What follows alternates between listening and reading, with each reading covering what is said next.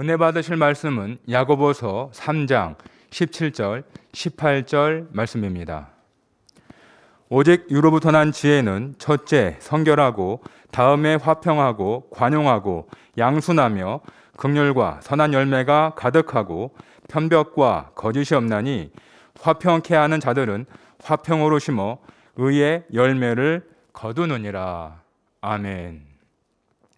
금빛성가대의 찬양과 연주 후 밀양만민교회 담임이신 문태규 목사님께서 관용의 마음이라는 제목으로 말씀을 증거해 주시겠습니다.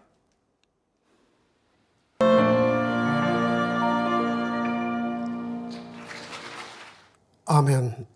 금빛 성가대의 찬양과 연주에 감사드립니다. 사랑하는 성도 여러분, 우리가 변화와 영적 성장을 사모하다 보면 설교 시간에도 그렇고 기도할 때도 성경을 읽는 중에도 마음에 큰 감동과 함께 깨우침이 되는 말씀들이 있습니다. 그 말씀을 붙들고 기도와 묵상을 하다 보면 신앙 성장에 큰 도움이 되지요. 제 경우를 예를 들면 나의 나된 것은 하나님의 은혜로 된 것이니 내게 주신 그의 은혜가 헛되지 아니하여 라는 사도 바울의 고백이 제 마음에 큰 감동으로 와 닿습니다. 지금의 제가 있음은 아버지 하나님의 은혜, 주님의 은혜, 목자님의 전적인 은혜였음을 깨닫고 그 받은 바 은혜를 소중히 여기니 어떤 연단에서도 승리할 수 있는 큰 힘이 되었습니다. 저는 한 교회를 담당하고 있는 목회자입니다. 그 입장이다 보니 더욱 그렇지 않았나 싶습니다. 교회를 치리하면서 하나님의 나라와 성도들의 영적 성장을 위해 기도하다 보면 모든 것이 아버지 하나님의 은혜와 사랑의 역사임을 깨닫게 되지요. 때를 따라 저의 마음을 주관해 주시고 인도해 주시는 사랑에 감사할 수밖에 없습니다. 매사에 기쁨과 감사의 향을 올려드리게 되지요. 성도님들, 우리는 이 재단에 와서 당회장님의 말씀을 통하여 인간 경작의 참된 의미를 알게 되었습니다. 하나님의 살아계심을 나타내 보이시는 기사와 표적, 권능을 보고 감동했습니다. 영계 법 등 영에 속한 말씀의 맛도 느끼면서 감탄했지요. 새 예루살렘에 갈 수 있는 소망이 주어졌고 그 은혜가 결코 작은 것이 아님을 알았습니다. 성령의 역사 가운데 영의 것들로 채워가는 즐거움도 생겼습니다. 어떠한 환경에서도 요동치 않으며 흔들림 없이 천국을 향해 영의 흐름을 타고 가는 전형적인 신앙인의 모습이 된 것이지요. 저는 때를 따라 말씀을 준비하거나 말씀을 전할 때 은혜를 참 많이 받습니다. 성도님들에게 전한다기보다는 제 자신을 향하여 전하는 말씀이 되기 때문입니다. 아름답고 선한 말씀에 감동을 받고 아직 이루지 못한 부분에서는 신앙 점검이 되는 것이지요. 당회장님께서는 온전한 마음을 이루셔서 아버지 하나님의 말씀을 대연하셨습니다. 직무대행님 또한 설교하실 때에 감동 속에서 증거하니 목자의 심정으로 증거하시니 그 마음에서 당회장님의 오버랩 되어져 우리에게 비춰지는 모습도 보았습니다. 당회장님 말씀이나 직무대행님 말씀은 참으로 우리에게 감동과 권세 있는 말씀으로 능력이 되고 있는 것이지요. 오늘 말씀도 사명자로서 사명을 잘 감당하고 하나님께서 기뻐하시는 일꾼이 되기를 원하시는 분이라면 꼭 필요한 말씀이기에 함께 은혜를 나누고자 합니다. 당회장님께서 증거해 주신 이로부터 난 지혜의 말씀을 바탕으로 전하게 됩니다. 사랑하는 성도 여러분, 본문에 보면 오직 이로부터 난 지혜는 첫째 성결하고 다음에 화평하고 관용하고 양순하며 긍휼과 선한 열매가 가득하고 편벽과 거짓이 없나니 화평케 하는 자들은 화평으로 심어 의의 열매를 거두니라 하십니다. 이 중에서 관용과 양순의 두 가지 덕목에 대하여 살펴보는데 오늘은 관용의 마음에 대하여 말씀드리고 다음 시간에는 양순의 마음에 대하여 전하도록 하겠습니다.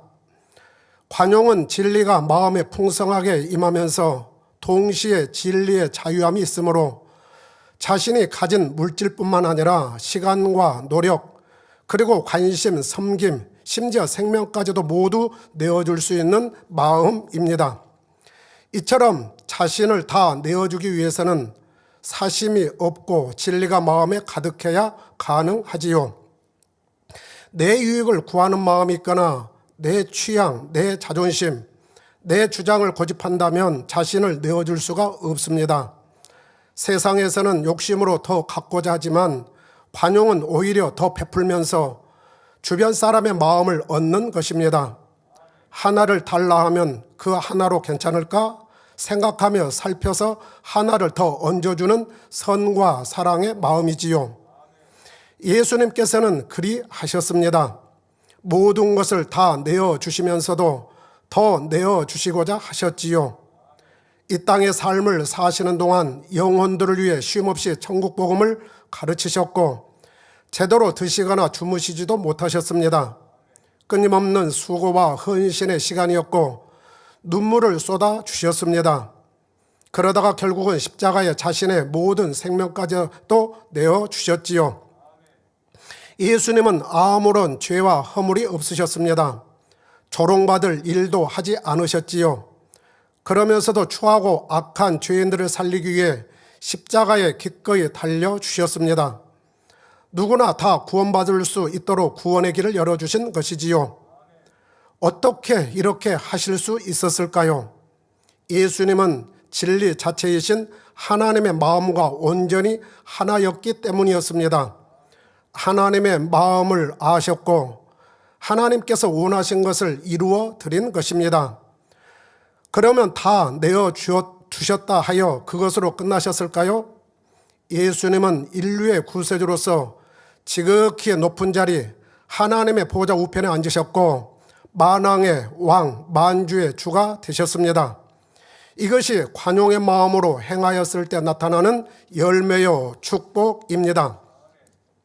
예수님의 진리의 행함은 죽어가는 무수한 영혼들에게 구원의 길을 열어주셨고 지금 이 시간에도 구세주로 영접하는 이마다 천국으로 이끌고 계십니다. 아브라함의 행함에서도 관용의 마음을 볼 수 있습니다. 창세기 13장을 보면 아브라함과 롯은 하나님의 축복을 받아 가축이 많아 양과 소의 소유가 많아지므로 동거할 수 없을 정도가 되었습니다. 제한된 땅에서 물과 풀을 얻어야 했기에 그들의 종들이 서로 다투는 일이 발생합니다. 종들의 다툼이 더해지자 아브라함은 다툼을 없애기 위해 롯과 따로 살기로 마음을 먹습니다. 창세기 13장 9절에 보면 아브라함은 롯을 불러 제안을 하지요. 네가 좌하면 나는 우하고 네가 우하면 나는 좌하리라 한 것입니다. 롯에게 먼저 선택권을 주었습니다. 마음에 드는 쪽을 가지라는 것이었지요. 롯이 먼저 결정하고 나면 자신은 다른 곳으로 가겠다는 표현입니다. 롯은 어떤 인물입니까? 여기서 잠시 롯이라는 인물에 대하여 살펴보겠습니다. 롯은 아브라함의 동생 하란의 아들입니다. 롯은 자기 아버지인 하란이 죽은 후 갈대아 우르에서 할아버지 데라와 삼촌 아브라함을 따라 하란 지역으로 이주했지요. 여기서 할아버지도 죽자 아브라함을 따라 가나안 땅으로 함께 온 사람입니다. 아브라함 입장에서 보면 부모가 없는 조카인 롯을 거두어 준 것입니다.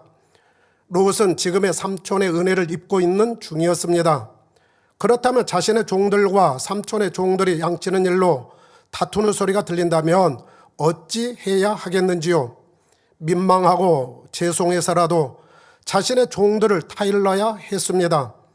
때로는 엄히 단속하고 다스리기도 했어야 했지요. 그리해서 다툼의 소리가 삼촌의 귀에까지 들리지 않도록 하는 것이 삼촌에 대한 배려요 마땅한 도리입니다. 그런데 롯은 그렇지 못했습니다.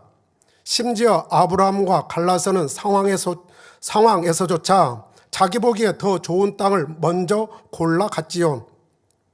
풍요롭고 보기 좋은 요단들을 택하여 떠난 롯은 마침내 소돔 땅까지 이르게 됩니다. 롯에게서 도리를 찾아보기가 참 어렵습니다. 그러면 롯은 왜 그리했을까요? 롯은 자신의 유익 앞에 눈이 가려져 있었기 때문입니다. 자기 입장만을 생각하니 삼촌의 은혜를 생각할 겨를이 없었던 것이지요. 지금의 축복 또한 누구 덕분인지도 생각하지 못하고 있는 것입니다. 그러니 평소 삼촌을 위한다는 말은 하여 왔지만 정작 이해관계에 도달하니 자신의 유익에 따라 자기 보기에 좋은 곳을 선택하여 갔던 것입니다. 삼촌인 아브라함은 어떠했을까요? 불편함이 전혀 없었습니다. 롯이 잘 되기를 바라는 마음뿐이었습니다. 롯에게 선택권을 주었을 때도, 롯이 더 좋은 편을 선택해 갈 때도 그랬습니다. 이 마음이 진실이었음을 알 수 있는 사건이 있지요. 바로 주변의 왕들에게 롯이 사로잡혀 갔을 때 아브라함은 직접 가신들을 거느리고 달려가 롯을 구해 주었습니다. 모른 채 할 수도 있었지만 관용의 마음을 가진 아브라함은 그러지를 못했습니다. 불에 심판받을 소돔과 고모라의 위기 앞에서도 그곳에 사는 롯을 생각하여 중보기도에 온 마음을 쏟는 것을 보게 되지요. 의인 50인만 있어도 멸하지 말아달라는 기도였습니다. 혹여 숫자가 미치지 못할까 봐 45인, 40인, 30, 20, 10인까지 낮추면서 하나님의 긍휼을 구했지요. 만약 육으로 생각하는 사람이었다면 서운함에 괘씸해서라도 롯 자기가 자초한 것인데 하며 내버려 둘 수도 있었을 것입니다. 관용의 마음은 그런 것이 아닙니다. 아브라함은 전혀 그렇지 않았습니다. 자기의 유익이 아닌 상대의 유익을 구하는 넉넉한 마음이었기 때문에 대가 없이 모든 것을 능히 내어줄 수 있었고 조카를 사랑하되 끝까지 사랑하였던 것입니다. 그러면 아브라함이 손해를 보았을까요? 선을 행한 아브라함은 눈에 보이는 동서남북 모든 땅과 티끌처럼 수많은 자손을 주시겠다는 축복의 약속을 하나님으로부터 받았습니다. 그리고 믿음의 조상이 되었던 것입니다. 이는 넘치는 관용을 베풀었기에 축복을 받을 수 있었던 공의가 성립된 것입니다. 이렇듯 관용의 마음은 자신을 내어주며 섬기는 진리의 넉넉한 마음이기에 사람의 마음을 사는 지혜로도 작용합니다. 세상의 지혜, 곧 자신의 것을 움켜쥐려는 것보다도 결과적으로 더 큰 유익을 얻게 되지요. 사도 바울이 그랬습니다. 고린도후서 12장 15절에 보면 내가 너희 영혼을 위하여 크게 기뻐함으로 재물을 허비하고 또 내 자신까지 허비하리니 너희를 더욱 사랑할수록 나는 덜 사랑을 받겠느냐 하는 사도 바울의 고백이 나옵니다.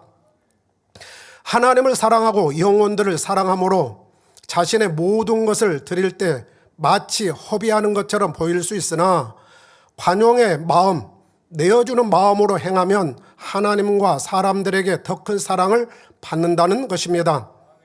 이런 사랑을 베푼 사도 바울에게는 자신을 아버지로 여기며 섬기는 디모데 같은 일꾼이 나왔습니다. 할 수 있으면 눈이라도 빼어질 정도로 바울을 사랑하는 교회와 성도들도 나왔지요. 교회는 다양한 재능들을 가진 일꾼들이 있습니다. 주변 사람들로부터 사랑과 인정을 받는 사람은 자신이 가진 것을 내어주며 마음으로 상대를 섬기는 사람입니다. 이는 물질만으로 되는 것이 아닙니다. 영혼들이 마음에 품어져 있어야 하고 이해하는 마음이 있어야 가능합니다. 늘 양떼를 위해 기도하며 아플 때 같이 울어주고 연단의 때 함께 이겨내도록 도와주며 기쁨과 애통을 함께 나누어야 가능하지요. 이럴 때 주변으로부터 인정을 받는 열매가 나타나는 것입니다. 또한 관용의 마음은 진리로 밝게 분별할 수도 있으니 영혼들을 살리고 상한 심령도 고칠 수 있습니다. 이는 하나님께서도 기뻐하시는 마음이니 은혜를 더하여 주사 함께하는 영혼들과 영적 성장을 이루는 복이 임하게 됩니다. 당회장님의 사역이 늘 그리하셨습니다. 개척교회 시절부터 쓸 것조차 넉넉하지 않을 때도 더 허리띠를 졸라매고 아껴서 다른 개척 교회를 도와주셨다 하셨습니다. 세계 선교와 영혼 구원을 위해서도 늘 투자하셨다 하셨지요. 속옷을 달라 하면 겉옷까지 내어주셨고, 애매히 오른뺨을 맞아도 화평을 쫓을 수만 있다면 왼뺨까지 내어주셨다 하셨습니다.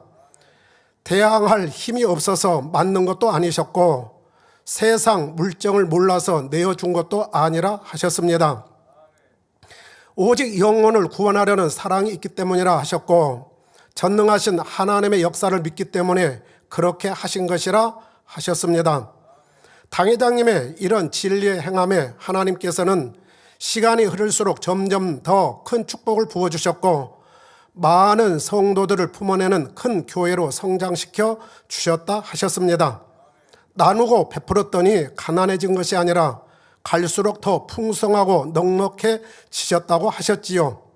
우리가 바로 그 증인입니다. 우리가 관용의 마음이 되면 사명 감당과 신앙생활에 윤활유와 같이 작용하는 진리의 자유함과 명철도 임합니다. 진리가 넉넉히 임하고 진리 안에서 내어주는 마음이 되니 진리의 자유함과 마음의 풍성함을 누리는 것이지요. 그 예를 들어보겠습니다. 온전한 11조와 주일 성수라는 진리를 지키면 진리 안에서 자유할 뿐만 아니라 사고나 재앙으로부터 지킴을 받는다는 믿음이 오게 되니 늘 풍성한 은혜를 느끼게 됩니다. 설령 어려움이 있다 하더라도 하나님께서 이를 허락하신 이유를 찾으며 합력하여 선을 이루어 주시는 하나님의 사랑을 믿으니 자유하게 되지요. 또 하나 예를 들어보면 미움을 버리면 마음이 가볍고 행복해진다는 것입니다. 예전에 미운 감정이 있어서 싸우다 보면 하나님 앞에 민망합니다. 마음이 무거워지지요. 힘들어지기도 합니다. 상대를 좀 더 이해해 주었다라면 하는 마음의 짐이 항상 있게 됩니다. 하나님을 사랑하는 우리 성도님들은 그와 같은 경험들을 많이 해보셨을 것입니다. 그런데 미움이라는 죄성을 버리고 나면 마음이 가벼워집니다. 늘 즐겁고 행복해지지요. 이렇게 좋은데 왜 진작 내가 악을 버리지 않았을까라는 생각이 들 정도로 행복의 단계가 업이 되지요. 이는 진리를 행하게 되니 죄의 멍에서 놓이고 자유함을 얻게 된 것입니다. 이렇듯 관용의 마음은 자신이 진리의 자유함을 누릴 뿐만 아니라 상대에게도 자유함을 줄 수 있는 사랑의 마음입니다. 예를 들어 상대가 진리대로 살지 못하는 것을 볼 때 판단, 정죄하고 외면하는 것이 아니라 오히려 진리대로 살아갈 수 있는 힘을 주려고 합니다. 살리는 것은 영이라 하시니 자연스럽게 살리는 방향으로 마음이 움직여 가는 것이지요. 상대가 지고 가는 무거운 짐을 자신도 연단 중에 져 보았고 느껴보았기에 어찌하든 벗어낼 수 있는 사랑을 공급해 주고자 합니다. 바로 연단이 축복이라는 것이 이러한 것이지요. 바로 내가 연단을 받아 보았기 때문에 바로 연단받고 있는 사람에 대하여 그만큼 넉넉한 마음으로 바라봐 줄 수 있다 이겁니다. 이것이 바로 관용의 마음입니다. 예수님이 그리 하셨습니다. 예수님은 사람들에게 진리 자체이신 하나님 아버지의 마음을 전해주시면서 자유케 하셨습니다. 영육간에 상하고 찢긴 영혼들을 고쳐 주셨습니다. 요한복음 8장에 보면 가늠하다 붙잡혀온 여인이 등장합니다. 유대인들은 예수님께 그 여인을 데리고 와 이 여인을 어떻게 할지 말하라고 합니다. 자신들이 알고 있는 율법과 평소 예수님의 가르침이었던 용서의 사랑 사이에서 송사하려는 것이었지요. 용서를 말하면 율법이 걸리고 율법대로 하라면 용서의 사랑이 걸리는 것입니다. 이때 예수님의 마음에서 나오는 행함은 이러하셨습니다. 둘러선 무리가 볼 수 있도록 말없이 바닥에 무언가를 쓰셨지요. 그러시고는 너희 중에 죄 없는 자가 먼저 돌로 치라 하십니다. 그러시고는 다시 바닥에 쓰기 시작하셨습니다. 그러자 둘러섰던 사람들은 쓴 내용을 보면서 하나씩 떠나가더니 다 떠나고 예수님과 그 여인 2명만 남았습니다. 예수님께서 여인에게 묻습니다. 여자여, 너를 고사하던 그들이 어디 있느냐? 주여, 없나이다. 나도 너를 정죄하지 아니하노니 가서 다시는 죄를 범치 말라 하셨지요. 예수님의 마음 쓰심은 극도의 수치와 두려움 속에서 떨고 있던 한 영혼을 극적으로 살려내셨습니다. 관용은 바로 이런 사랑의 마음입니다. 그러면 예수님은 무엇을 땅에 쓰셨을까요? 당회장님께서 성령의 감동으로 풀어 우리에게 알려주셨던 내용은 이렇습니다. 처음에는 주위에 둘러선 사람들이 짓는 죄목이었습니다. 미움, 혈기, 그리고 욕심, 도적질, 간음, 교만 등 일반적인 죄목이었지요. 선한 양심이 있는 사람이라면 뜨끔할 수 있는 제목들이지만 그들에게는 그다지 마음에 와 닿지 않았던 모양입니다. 자신들의 의로운 모습에 가려졌을 수도 있습니다. 예수님께서는 너희 중에 죄 없는 자가 먼저 돌로 치라 말씀하시고는 두 번째는 더욱 구체적으로 써 내려가십니다. 이번에는 그들이 언제 어디서 어떤 죄를 지었는지에 대한 구체적인 내용이었습니다. 그들은 그것을 보면서 낯빛이 달라지기 시작했고 양심의 가책을 받자 그 자리에서 하나하나 떠나게 되었던 것입니다. 이제는 예수님과 여인만 남은 상황에서 예수님의 사랑이 여인의 마음에 한없는 위로와 감동으로 전달되어 갔습니다. 얼마나 마음 깊이 새겨졌겠는지요. 예수님께서는 하나님의 마음과 뜻을 밝히 아셨기에 진리 안에서 자신의 자유함은 물론 죄인들의 마음도 이해하며 기꺼이 긍휼을 베풀어 주셔서 자유케 하신 사랑의 마음이셨습니다. 죄 없는 사람의 돌로 치라는 선한 지혜 말씀은 율법의 의와 용서하여 살리는 사랑 사이에서 어느 한쪽으로도 치우치지 않는 모두를 살리는 사랑으로 발휘되었던 것입니다. 이는 예수님께서 율법을 온전히 이루셨고 율법의 근본 취지인 하나님의 마음을 아셨기에 가능했습니다. 사랑으로 율법을 완성하신 마음입니다. 하나님께서 정말로 원하시는 뜻은 죄인에게 벌을 주는 것이 아니라 회개시켜 구원받게 하는 사랑입니다. 모든 율법에는 하나님의 사랑이 담겨 있음을 알아야 하지요. 여기서 우리는 오해함 없이 깨우쳐야 하는 부분이 있음을 알아야 합니다. 죄인이 불쌍하다고 용서만 해주면 안 된다는 것입니다. 그 죄가 누룩처럼 전체에 퍼져 더 많은 사람들이 범죄하고 멸망으로 갈 수도 있기 때문입니다. 하나님께서는 하나님의 자녀들이 죄를 범하면 죄가 죄됨을 깨닫게 하시고자 형벌을 정해 주셨습니다. 그것이 율법이지요. 그래서 용서는 범죄했던 악을 회개하는 데서 시작이 됩니다. 예수님의 행함에서 우리가 더 깨달아야 할 부분이 있습니다. 예수님께서 군중들의 잘못을 말로 하지 않으시고 바닥에 쓰셨다는 것입니다. 이는 모두를 살리고자 하시는 사랑의 마음에서 비롯되었습니다. 악한 마음을 가지고 송사하러 온 그들에게 직설적으로 표현을 했다면 어찌 되었을까요? 깨닫기보다는 찔리는 마음이 되어 악이 발동하였을 것입니다. 그러면 분위기는 순식간에 싸늘하다 못해 어수선해졌을 것이고요.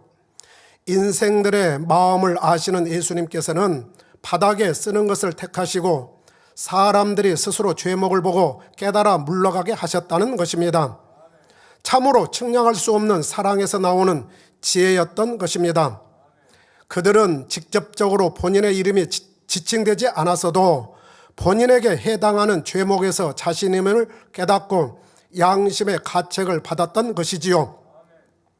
죄 없는 자가 먼저 돌로 치라는 말씀이 살아있으니 양심의 가책을 받고 더 이상 송사하지 못하고 떠나간 것입니다. 상대의 잘못이 있을 때 허물을 드러내 면박을 주거나 직설적으로 지적하거나 무안을 주는 것은 관용의 마음하고는 거리가 멀다는 사실입니다. 오히려 역효과가 날 수도 있습니다. 오히려 감정과 서운함을 품게 할 수도 있지요. 일이 더 확산될 수도 있습니다. 지적을 아니함만 못하는 상황이 되는 것이지요. 자신의 옳다는 의로움이 의도하는 바와는 전혀 다르게 나타나기도 합니다. 오히려 상대에게 상처를 남기기도 하지요. 바로 지혜가 부족하기 때문에 그러하다 이겁니다. 관용의 지혜가 있다 한다면 넉넉히 품으면서 상대에게 깨우침과 은혜 받을 수 있도록 해주게 되는 것이지요. 욥기에 나오는 엘리바스가 그랬습니다. 곧 욥이 질병 가운데 연단을 받고 고통받고 있을 때에 그럴 줄 알았다, 돌아봐라 는 식으로 정죄하며 표현한 것이 그것입니다. 자기 의로움으로 바로 그리했던 것이지요. 욥은 친구의 말을 듣고 깨우치기보다는 상처를 입었습니다. 연단을 잘 받아본 사람은 같은 연단의 길을 걷고 있는 사람을 보면 판단, 헤아림, 정죄하기보다는 긍휼과 자비의 시야가 먼저 열리게 됩니다. 그런데 어떤 사람은 자신이 통과한 것을 강조하면서 다른 사람에게 강요하는 경우도 있습니다. 나는 이렇게 다 해왔는데 너는 왜 그것도 못하느냐는 식이지요. 이리에서는 사람의 마음을 사기 어렵습니다. 관용의 마음하고는 멀다 하겠지요. 관용의 마음은 연단이나 시험환란 가운데 있는 사람을 보면 왜 그가 이런 단계를 거치고 있는지 살펴주게 됩니다. 더 궁구하며 기도해 주면서 그의 눈높이에 맞추어 힘과 이로 용기를 심어주게 되지요. 문제를 문제화시키는 것이 아니라 문제가 문제되지 않도록 잘 해결해 주려 합니다. 선악간 정확하게 분별하여 지혜를 발휘하는 것입니다. 공의를 쌓는 시간이 필요하다면 잘 견디도록 해주고 조금만 붙잡아주면 일어날 상황이라면 손 내밀어 주는 것입니다. 설령 상대가 죄악의 늪에 빠져 헤매는 모습이 있을 때에도 그가 지은 죄와 악을 드러내는 것이 아니라 마른 막대기라도 내어밀어 건져줄 수 있는 여유로운 마음입니다. 진리의 자유가 있으니 그 죄악에 동참하는 것이 아니라 손 내밀어주는 사랑을 베풀게 되고요. 물론 권면을 받는 입장에서는 어떤 권면이라도 자신의 것으로 삼아 발견과 깨우침, 성장의 기회로 삼는다면 축복입니다. 나만 가지고 그런다가 아니라 설령 상대가 내 입장이나 마음을 다 알아주지 못한다 하더라도 나는 그러지 말아야지 하면서 어떤 용어라도 품어갈 수 있는 일꾼으로 능력을 받아가면 복이 되는 것입니다. 관용의 마음을 이룰 때 상대를 넉넉히 품어줄 수 있습니다. 상대의 마음에 있는 어둠도 물리쳐 줄 수 있지요. 어느 누구라도 하나님의 자녀요 소중한 한 영혼으로 여기고 진리로 이끌어주게 됩니다. 관용의 마음, 용서, 품음, 살리는 부분을 이렇게 말씀드리다 보니 초신자도 아닌 일꾼이요 그만큼 위치에 있으면서도 무조건 사랑으로 덮어주기를 바라서는 안 됩니다. 누군가 또는 교회 조직에서 권면하면 듣고 회개하는 것이 먼저이지요. 교회 질서를 따르지 않고 불순종을 거듭해가면서 교회를 어지럽게 하는 악을 행해서는 결코 안 됩니다. 질서에 따라 권면, 지적, 책망을 하는데도 듣지 않고 회개하지도 않는다면 교회법에 따라 치리할 수밖에 없는 것이지요. 성도님들, 이제는 코로나 상황이 많이 완화되면서 각 예배 처소에서 현장 예배로 드리고 있습니다. 온라인 때에도 마음을 다해 드린다 하였지만 아무래도 성전에서 드리던 때와는 좀 다르지 않았을까 싶습니다. 예배는 신령과 진정으로 드려야 말씀의 감동을 받고 깨우침을 받습니다. 하나님이 원하시는 마음으로 변화되고 생명을 삼는 능력을 받게 되지요. 그리고 신령과 진정으로 예배를 드리는 성도님이라면 기도하지 않고는 견딜 수 없습니다. 기도할 수밖에 없다는 것입니다. 하나님을 사랑하고 교회를 사랑하는데 어찌 기도하지 않고 사명을 감당할 수 있겠는지요? 기도해야 하나님과 교통할 수 있고 성령의 도우심 가운데 그분의 뜻을 알아 행할 능력을 입게 됩니다. 우리 믿는 사람은 날로 예배와 기도가 회복되고 새로워져야 합니다. 예배와 기도가 충만할 때 성령의 띠로 하나 될 수 있지요. 기도하는 사람과 기도하지 않는 사람이 있다고 합시다. 기도하지 않는 사람이 기도하는 사람을 이길 수 있을까요? 우리는 영적인 싸움을 하고 있는 것입니다. 하나님의 나라는 지식과 경험으로만 할 수 있는 것이 아니기 때문입니다. 그때 성령님께서 주관해 주시는 대로 행해야 하지요. 경험과 지식을 매사에 적용해서는 결코 아니 된다라는 사실입니다. 맞을 때도 있고 맞지 않을 때도 있다는 것이지요. 그러나 성령님께서 그때 주관해 주실 때 거기에 순종하게 되면 바로 하나님께서 보장해 주시면서 인도해 주신다라는 사실입니다. 기도하는 사람은 지금은 부족하더라도 신앙의 성장이나 깊이가 달라질 것입니다. 그리고 똑같이 기도하는 사람이라 해도 하나님으로부터 선택받은 사람을 이길 수는 없습니다. 함께하며 지혜를 모아 하나님의 일을 이루어야 하지요. 비진리, 악이 아니라면 질서에 순응해야 하는 것입니다. 바로 모세 선지자에게 있어서 아론과 미리암도 함께 했지요. 하나님께서는 아론도 사랑하셨습니다. 미리암도 사랑하셨습니다. 그러나 하나님께서는 모세를 택정하셔서 이스라엘 백성들을 가나안 땅으로 인도하시는 인도자로 삼았습니다. 아론도 미리암도 하나님을 사랑하였고 사랑받는 사람들이었습니다. 그러나 하나님께서는 모세 편에서 역사하셨습니다. 모세에 대하여 아론과 미리암이 비방했을 때에 하나님께서는 그저 바라만 보고 계시지 않았지요. 바로 우리가 이것이 영적인 질서이요, 하나님께서 또 택하시고 섭리 가운데 이끌어 가시는 분에 대한 우리 믿는 사람이 대할 수 있는 도리라는 사실입니다. 하나님은 철저히 하나님 편에 속한 사람을 택하셔서 하나님의 일을 이루어 가십니다. 우리는 당회장님을 보아 왔습니다. 모든 것 합력하여 서를 이루시면서 역사에 가시는 하나님을 보아 왔지요. 오늘의 말씀도 상고해 보면 그렇습니다. 하나님께서는 진리인 하나님의 마음으로 행하는 것을 기뻐하시고 축복해 주십니다. 그런데요, 아무리 인내하며 오래 참고 기대하며 기회를 준다 해도 본인이 그 손을 내밀어 잡지 않으면 그 기회를 잡을 수 없다는 것입니다.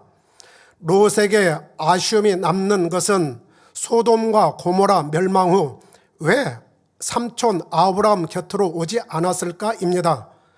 지난날 부족을 깨닫고 회개하고 다시 삼촌 아브라함 품으로 돌아왔다면 어떻게 되었을까요? 분명 그와 딸들의 삶은 달라졌을 것이라 봅니다. 당회장님께서는 낭떠러지에 떨어지려고 하는 사람이 손을 내밀면, 곧 살려달라고 손을 내밀면 놓을 수 없다 하셨습니다. 같이 낭떠러지에 떨어질 수 있는 상황임에도 불구하고 그 손을 참아 놓을 수 없다 하셨지요.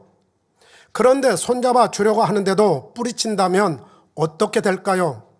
자신의 잘못을 회개하고 긍휼과 자비를 구하는 겸비한 마음이 되었을 때 은혜를 입을 수 있습니다. 진리 안에서 행함이 중요하다는 것입니다. 사랑하는 성도님들, 결론을 말씀드립니다. 오늘은 관용의 마음에 대하여 말씀드렸습니다. 관용의 마음은 진리가 마음에 풍성하게 임하면서 동시에 진리의 자유함이 있다 했습니다. 그러하게 모든 것을 내어줄 수 있는 마음이라 했지요. 그 예로 예수님과 아브라함, 사도 바울의 관용에 대하여 살펴보았고 당회장님의 행하심에 대해서도 말씀드렸습니다. 그리고 진리 안에서 내어주는 관용의 마음은 육으로 보면 처음에는 손해보는 것 같아 보여도 하나님의 마음이고 기뻐하시는 행함이기에 반드시 축복의 열매로 주어진다는 것도 말씀드렸습니다. 예수님은 죄인들을 구원하기 위하여 십자가에 달려 죽으신 후 부활하시어 만왕의 왕 만주의 주가 되셨고 하나님 보좌 우편에 앉으시는 영광을 얻으셨습니다. 아브라함은 상대를 위해 모든 것을 내어주고 내어준 결과 믿음의 조상으로, 사도 바울은 영혼들을 위해 모든 것을 희생했기에 눈이라도 빼줄 정도로 사랑해주는 성도들을 얻었습니다. 우리는 아버지 하나님의 사랑과 주님의 사랑으로 생명 다해 우리를 사랑해 주신 당회장님의 은혜를 생각하면서 그 받은 은혜가 결코 헛되지 않아야 하겠습니다.